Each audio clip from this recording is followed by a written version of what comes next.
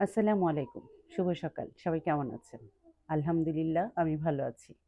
আজ আবারও আমি আমার পছন্দের একটি খাবার সেটি হলো সবজি খিচুড়ি নরম করে।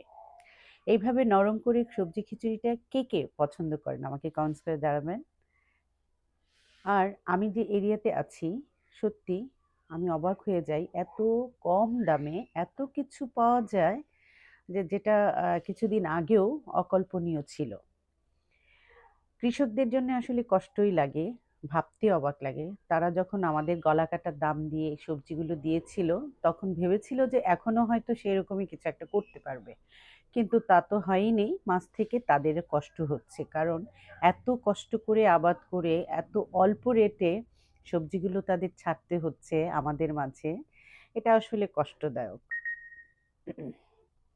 তবে আমি বলব যে এরকম লোভ না করে যদি অল্প পরিমাণে তারা করত, আমাদেরকেও সহনীয় দামে দিত তাহলে হয়তো ভালো হতো। যাই হোক সবাই ভালো থাকবেন, দোয়া করবেন।